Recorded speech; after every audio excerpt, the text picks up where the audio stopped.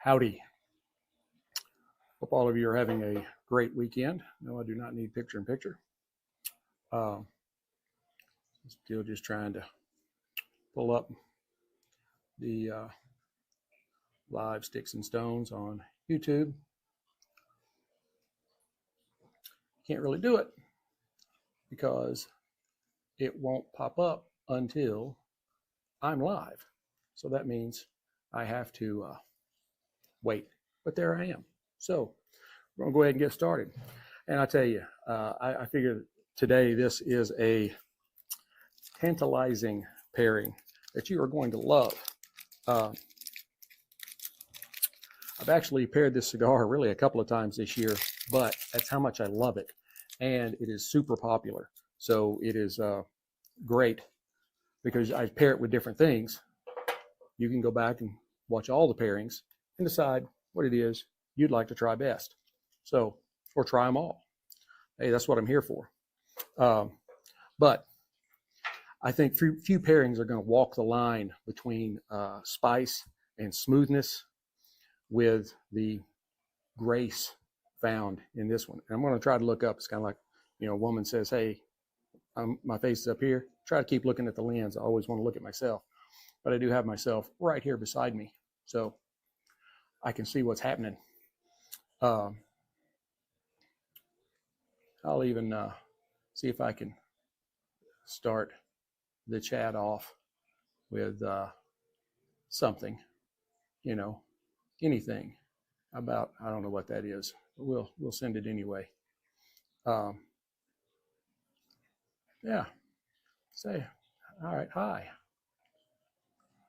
So let me show you it does work. All right. I'm the only one listening, but anyway.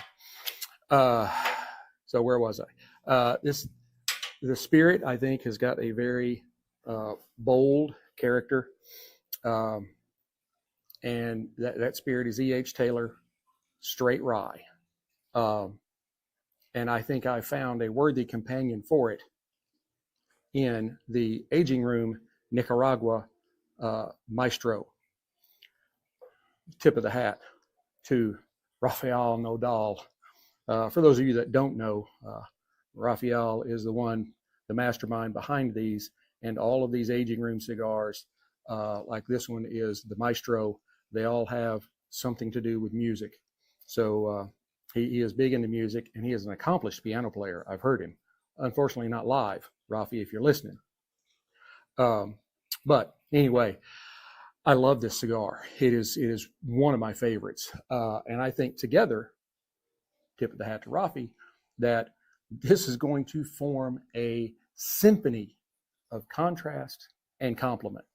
I think the dialogue that will take place between the sweet rye spice and this earthy Nicaraguan complexity is going to be wonderful. Oh, I didn't show you the bottle. E.H. Rye. E.H. Taylor, Straight Rye. I guess you could abbreviate it, E.H. Rye. But now this is a bottle and bond. Has to meet a bunch of extra government regulations to be called bottle and bond. Bottle and bond is very popular right now. Doesn't mean a whole lot. It's just that there's been more regulations that you've had to adhere to.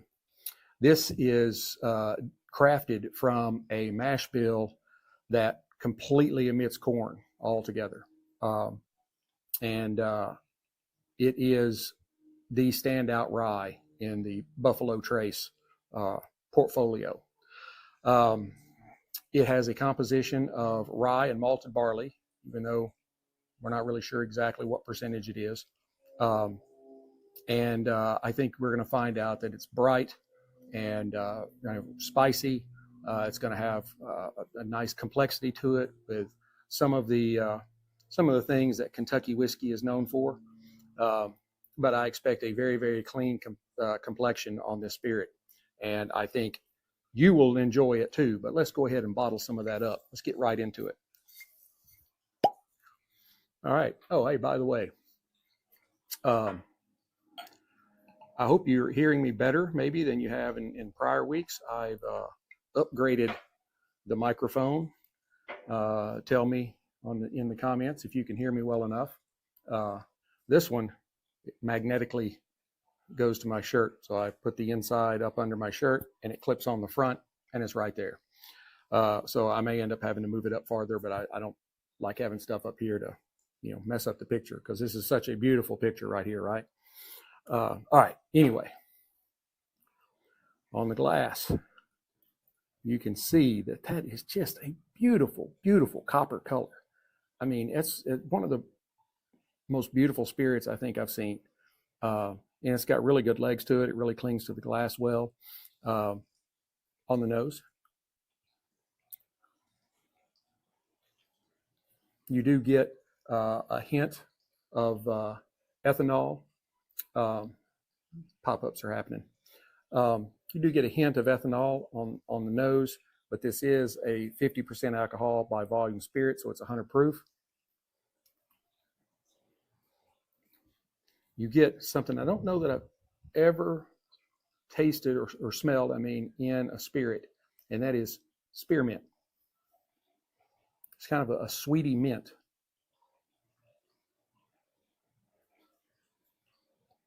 And I get baking spices along the lines of cinnamon, nutmeg, maybe a little clove in there, some fresh grain, and a really nice kind of subtle note of caramel, just bringing in a little sweetness to it. Now, on the palate,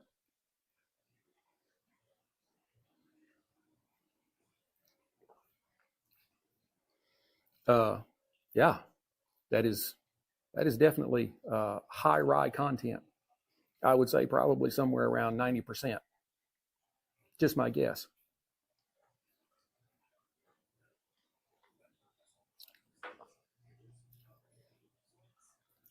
It has got a lot of rye spice on the palate. But that's followed up with some nice fresh notes of orchard fruit like apples. You get some black pepper in there. There's a little bit of honey. There's a hint of oak. It's really got a lot going on. It's a good rye. I always kid with my wife. I had a Whiskey Advocate magazine for a long time. I probably still got it in there somewhere. And the cover was Rye's Making a Comeback. And I always tell her, I'm like, Rye's making a comeback. So,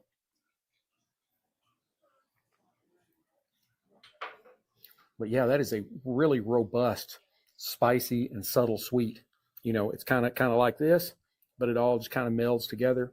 It's got a really great flavor to it. It has a long finish, and the finishing flies.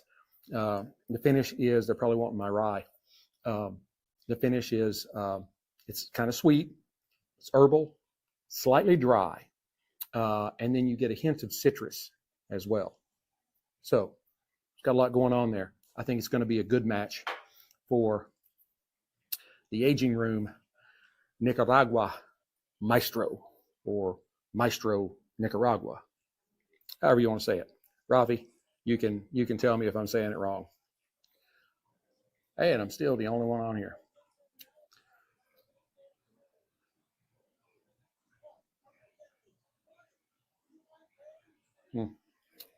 Okay, anyway. I may be a little early on a Saturday for people, but I got things to do and wanted to get this out of the way. And I don't know what the weather's going to be like tomorrow. Today is hot here in Texas. It's muggy, which is unusual. And it's like right at noon. And I'm pretty, oh, speaking of, hey, Sticks-n-Stonez. All right. This is this is the shirt that I have. I don't know, because I can't see. I think that got it.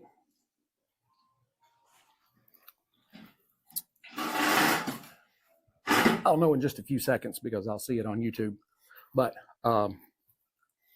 Sticks-n-Stonez shirt that is in the Amazon store, Sticks-n-Stonez, just like it is on here, Sticks-n-Stonez, STICKS-N-STONEZ. Oh yeah, there it is. Oh, it did pretty good. And it's got the Isaiah 6:8, 6:4. It's Isaiah 6. But anyway, It's and then the Lord said, whom shall I send, and who will go for us?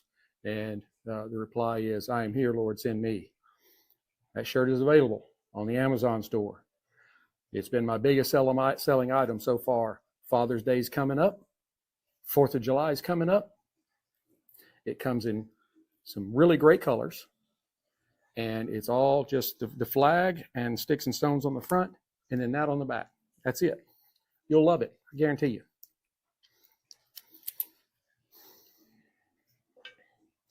As Justin Wilson used to say, I guarantee.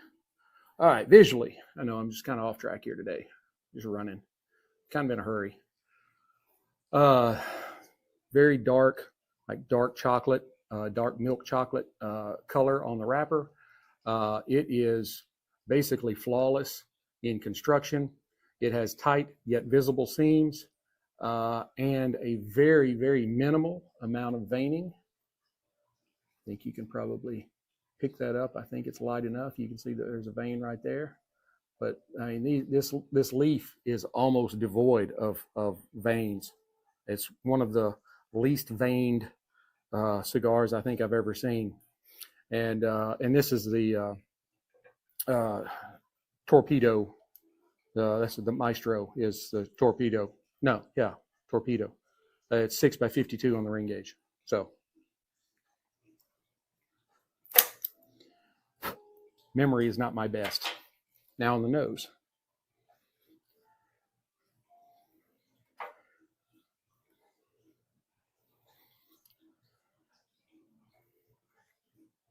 And this is a Nicaraguan puro.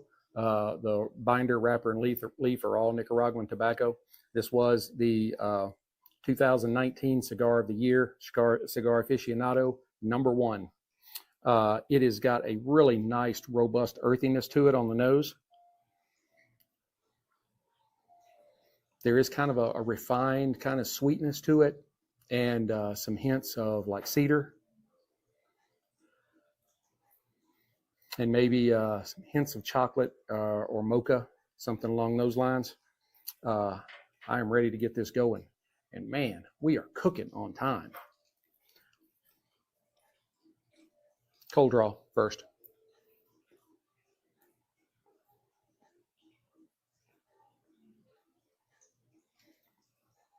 You get a kind of a wet earthiness, kind of a musty earthiness on the cold draw, and some really nice hints of raisin, maybe even add a little bit of sweetness in there, like a yogurt covered raisin.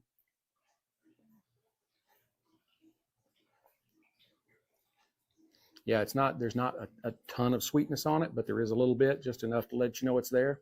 The cold draw is fairly simple, but I believe we're going to find this thing has more to offer when we light it up. We'll toast it up here.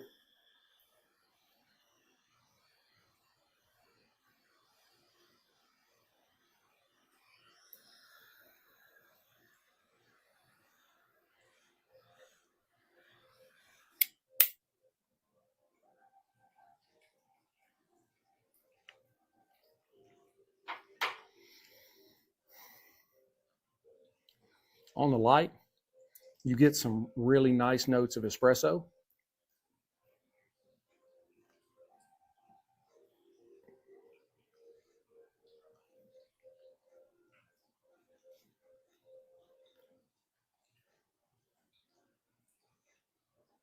I get some a little bit of chocolate.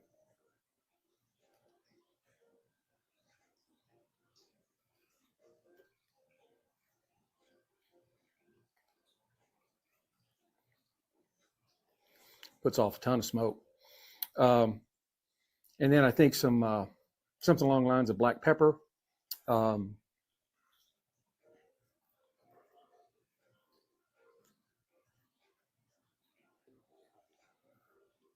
Some cedar.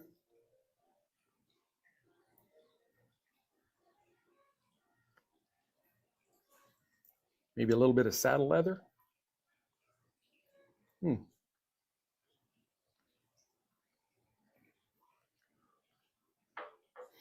And you get an almost kind of floraliness on the retrohale coming out the nose. with just a little bit of kind of a lemony citrus tartness. I was trying to say citrus and tart at the same time. Sartness, something like that.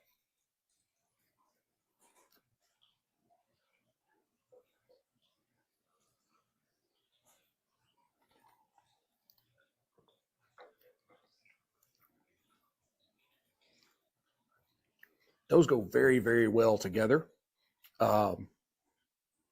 There's almost a, it's like there's a boost of, I don't know, maybe caramel. It's a really nice sweetness. I wanted to say like, like watermelon or something like that, but it's not really it's not along the lines of a melon. It's a real burst of sweetness when you put the two together. And I think maybe caramel is probably the best way I could describe it. I'm gonna leave it like that. I think it's okay. I think I lit it a little wavy. Let's try it again.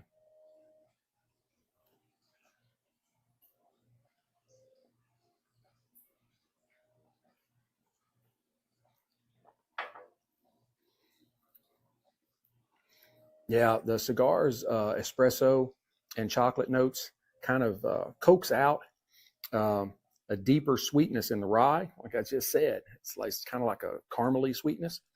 And it does kind of tamp down the more dominant like pepper elements on the rye. Rye is a spicy spirit. It just is. That's rye.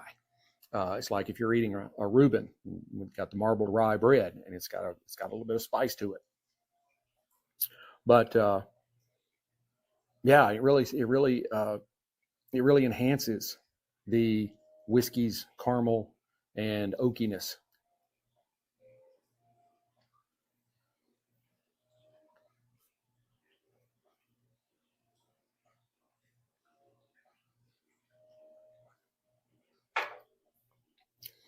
And conversely now, when you're looking the other way, I think the whiskey's spicy kind of brightness, it lifts up those heavier earthy and leathery notes from the cigar, and that creates a real contrast in freshness, I guess.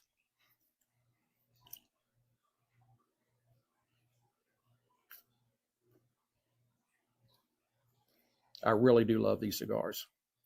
Rafi, dude, props. You did a great job. I've had the Sonata. The Sonata for me is a little bit harder to get, but that's a really good cigar as well.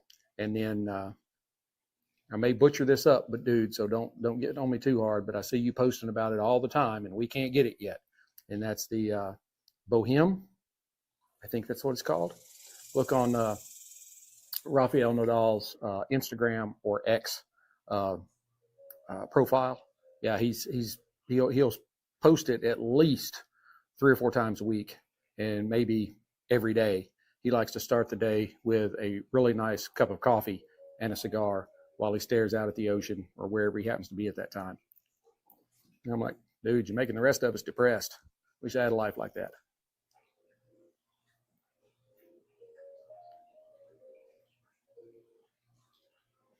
That is just a really, really smooth and mellow cigar. Not harsh at all. Even though it is a darker leaf, I believe this would be something that the beginner could get their feet wet with a darker cigar on this one.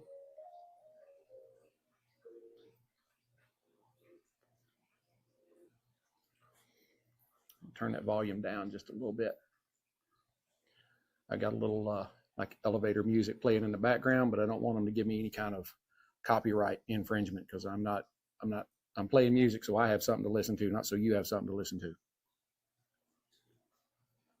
Because when I started, the pool had just kicked on and wasn't bubbling yet. We got a spa pool, 1 unit, all circulates with the same thing, and there's a little waterfall there. That's what you hear trickling. It's not me.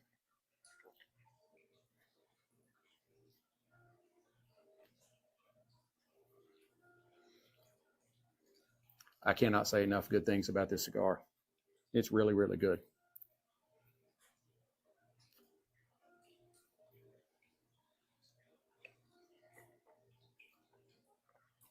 And if it's first time watching, this right here doesn't mean anything. I just like it. When I'm doing my pairings, I think it allows me to keep the smoke in my mouth the absolute last second before the spirit hits. And that gives me that melding at the exact right moment, as opposed to taking a puff, expelling it, and taking a sip. Because now you had some time that you're getting close to the finish as opposed to the palate. So I want to make sure they go right, you know.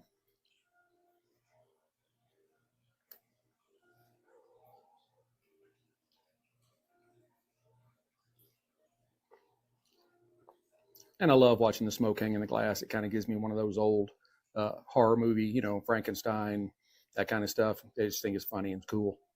Like I said, doesn't mean anything.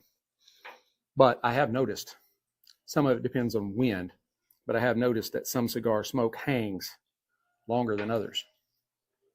So now that we're getting close to about an inch in, a really nice, fairly sharp burn line. You know, you got a little hump right there. Could be my lighting, but other than that, and just, let me hold this up here where you can see it. I mean, just beautiful, beautiful stacks of white ash. I mean, there's not even any gray in there. It's just white. It's beautiful.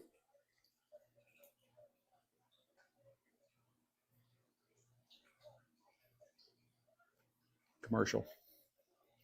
Steve Martin. It's hilarious.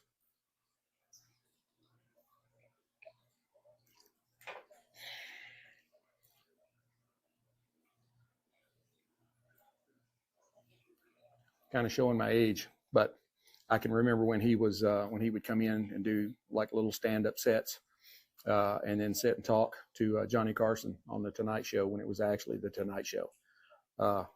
Hadn't been the Tonight Show since. Jay Leno, he did okay. I like Jay. I hadn't liked anybody else since.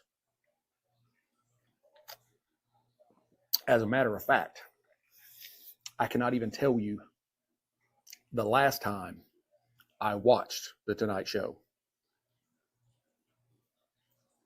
I haven't watched a single episode since the dude that's on there now has been there. I can't remember the guy before that. May have been, I know Conan O'Brien was in there somewhere. That may have been the guy before this stooge. But yeah, Jay Leno was okay. He was okay. Just can't beat. And part of it was the era that Johnny was in.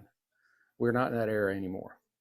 You know, you don't, people come out and it's like, if you want to see some of the funniest that you've ever seen, go onto YouTube and Google some old episodes of Johnny Carson when he was, when he'd be interviewing, especially Dean Martin. Dean Martin was one of the funniest dudes in an interview that you've ever seen. He didn't even have to be talking to be funny. I remember one episode, Johnny was talking to somebody else. I can't remember the guy's name. He's kind of a comedian. He was an actor. He wore glasses. He was a little bit older guy. And Dean had just been interviewed. So, you know, you just scoot over on the couch. Well, this is back in the day when you smoke pretty much everywhere. So Dean's sitting there with a cigarette and a glass of scotch. And he'll take a puff. And then the other guy was answering the question and wasn't looking. Dean would tap his cigarette into the dude's coffee cup. And then the dude would drink it. And Dean would never crack a smile. He just sat there because he's just drunk off his ass. All right. I didn't plan this very well. You may be able to hear that in the background. Testing the tornado sirens. I'm sorry. It's all right. I'm still the only one listening. So.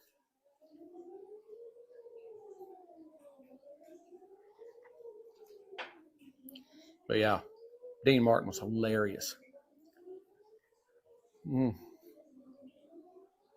He's doing one-liners in the sky now.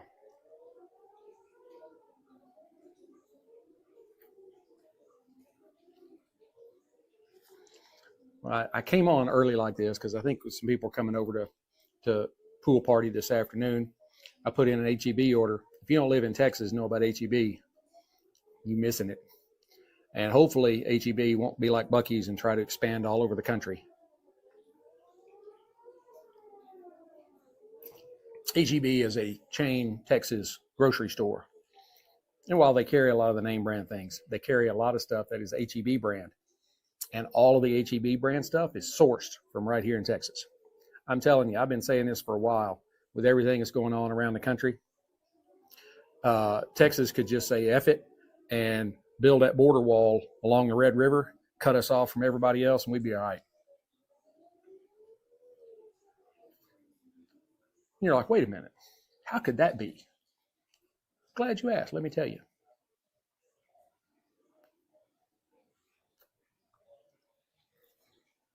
Texas is one of the largest states by land mass in the country. Alaska, yeah, but most of it's undeveloped. Everybody lives in a handful of villages, and Anchorage and Fairbanks. And then you got the capital, Juneau, that you cannot get to by road. You either have to fly in there or take a ferry. And that's the capital. But anyway, so you think about Texas. We've got the Permian Basin. We've got huge oil reserves. We've got natural gas reserves. We've got one, really kind of two. Brownsville has a port, but Houston is the main port. Huge port operation for shipping to come in and out. We've got the cattle industry, hog industry, chicken industry. So we got beef, chicken, and pork. Got a huge coastline, lots of fish, seafood. We grow rice, we grow wheat, we grow corn. I don't know, may grow cotton over down in the kind of southeast part of the state. It's a little more humid. I'm not really sure. I hadn't been down there. I've been along I-10 just driving, but I hadn't bothered to look what was out there.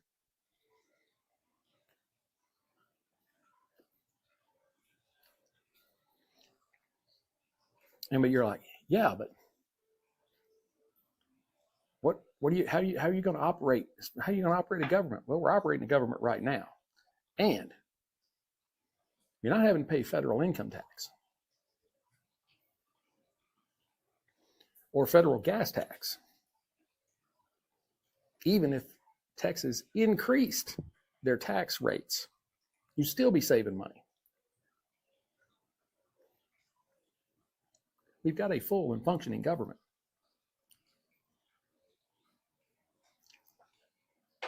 We have our own military that, like, it says in the Constitution, or how the way the court cases have come out. We have our own military, even though they're not war fighting military. We've got civil engineers, medical teams, search and rescue teams, but they're broken up into an Army, a Navy, and an air wing. So the structure is already there. You can have your own military. We got a huge population. Even if you had a mandatory draft from 18 to 28 or whatever. But I think you could probably get enough Texans to be in the military. There's a whole bunch of us that either were or are in the military now in Texas.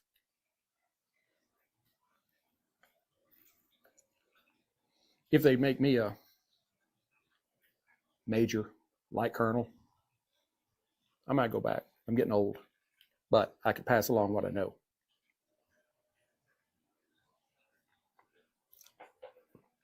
And to top it all off, to put the cherry on top of this delicious sundae, SUNDAE, we have $4 billion in gold. Let's sit on that for a minute.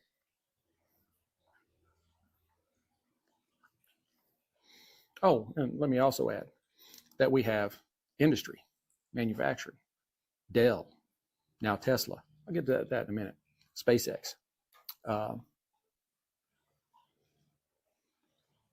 Who else has moved here? Toyota, their headquarters is here. Kubota, their headquarters is here. We have lots of manufacturing. we could exist on our own.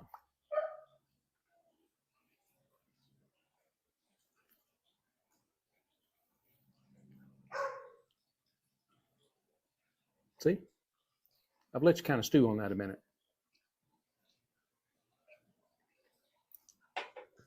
But it is, I mean, I don't like it. I don't, ascribe to us, oh, we need to just create an insurrection, nothing like that. But like, look, you other 49 aren't making it.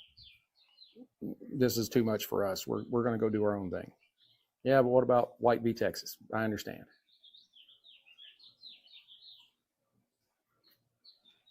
But the U.S. Supreme Court now might take a little different view of the White v. Texas case, which happened in the late 1860s or 1870s. Texas said it wanted to secede and break off, do its own thing, be its own country again. We are the only state that was ever their own country. Let me throw that in there too. We were our own country. But yeah, they might take a little different look at it now, because it says in the Declaration of Independence that from time to time, you have to sever the ties that bind you together and create something new. That's what we were telling the King of England. Dude, we're out of here.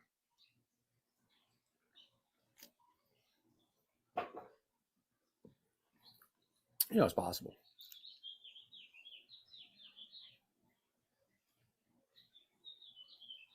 Not to mention the fact, I mentioned we have beef. We have the largest, I believe I'm correct in this, we have the largest individual ranches in the country here in Texas. You got the Wagoneer, Waggoner, Wagoneer. That takes up most of 4 counties.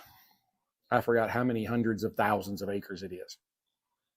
The guy that owns it, some tech guru from Silicon Valley, he paid like $750 million or $1 billion, something like that for it here a few years ago. Then you got the 4-6s. Taylor Sheridan is just burning up the TV airwaves now with all of his shows. He owns the 4-6s.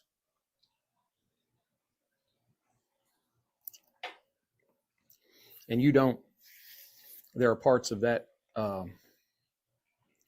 ranch that you load your horses into a truck and you drive to the part of the ranch that you need to go ride in to round up cattle or whatever, because it would take you days to get there if you were trying to ride on horseback.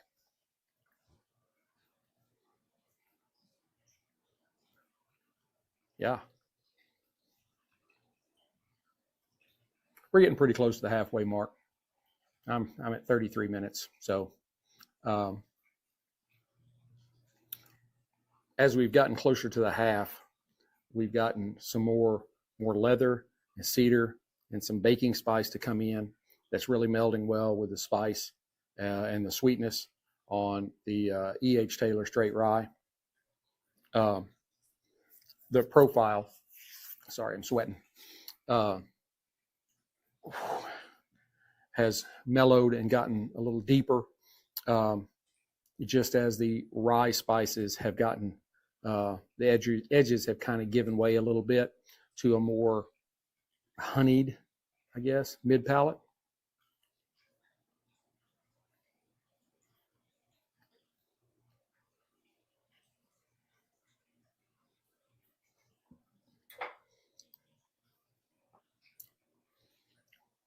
And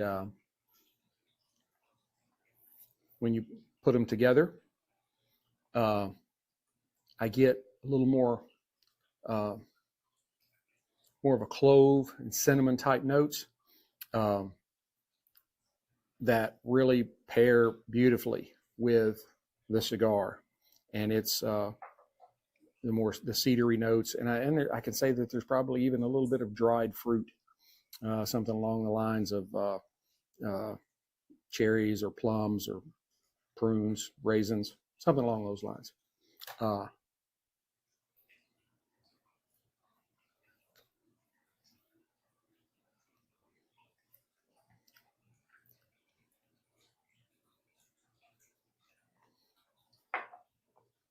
I can say on expelling the puff on that particular draw, you got, right as all the smoke left, just as I was bringing the glass up, you got a big hit of leather.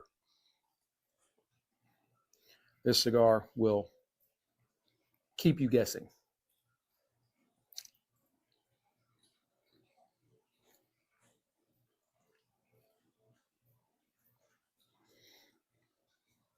And when you're doing them together, they do kind of deliver a kind of a dry, peppery quality that kind of rounds out the pairing and has a nice grip strength to it. And look at that. Still, just beautiful stacks. And, like I said, it does have a little hump, but not much at all. Probably my cutting, but pretty straight. I'll try and touch that up.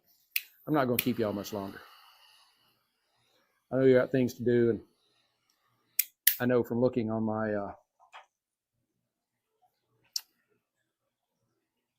what am I looking on? Oh, my stats, that my average is only about listening to 16 seconds. So I basically get out, howdy folks, how are y'all doing today? And gone. Telling you, you got to listen to them all the way through. You find out a lot of stuff, not just about the cigar and pairing. You might not have known all the stuff about Dean Martin if you hadn't listened to it all the way through.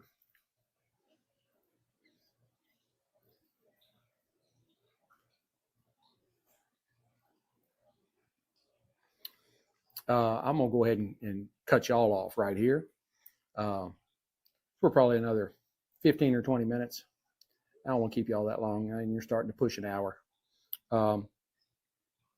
I do think that this pairing has a beautiful quality of elegance and depth.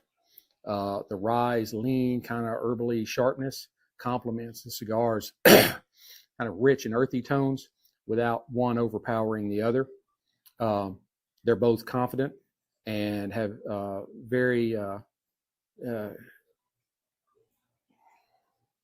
character. They have a lot of character.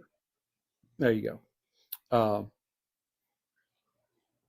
And you really have to be patient to really enjoy them all. The rye's 100 proof. You can be careful with that. You can see I didn't bother adding to my glass because I got things to do today. And if you are patient, you will really, really get to appreciate the layered personalities of these two expressions. You really will.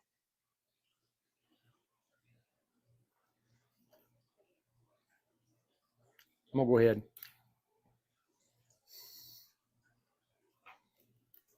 Yeah.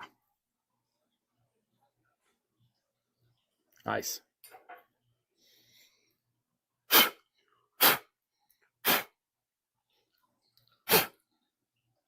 I was just about to say, I'm going to go ahead and tap this off before it falls in my lap. At least it didn't fall in my lap. It got on my keyboard, which isn't turned on. It's my iPad. It's where I keep all my notes and stuff at.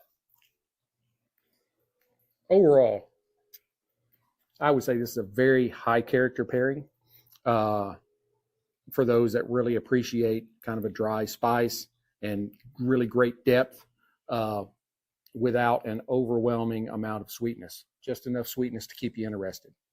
So I give it a 92 out of 100. That sounds good. Again, Sticks-n-Stonez, Amazon store. On the back, it says, hey, my HEB order's ready. That's not what it says on the back. I just got a notice. On the back, it's got a soldier, desert fatigues with his M4. I was in the desert, went to Iraq and Afghanistan. And it has the Isaiah 6 quote on it. The Lord asked, who shall I send and who will go for us? And I answered, here am I, Lord, send me. It's been my biggest seller on Amazon. Go to Amazon. I'm not buying them like this. They're printed like this just for me. So go to the Sticks-n-Stonez store on Amazon and order one for your veteran or you today. 4th of July is coming up. Got the American flag on it. Got that thing on the back. The soldier, and the nice saying from Isaiah.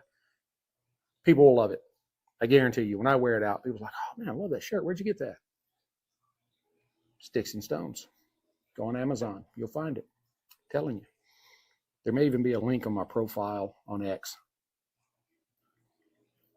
But if you go to Amazon, you put up in the search bar, Sticks-n-Stonez, you will not only come to the store and the stuff that I have, you'll also find the podcast, which is this, just the audio. So, and it's free. You can't beat that on Amazon. It's free. You can listen to all the episodes right from the Amazon thing there. So, till we get to be together again, keep sticks dry, stones cold. Have a great day.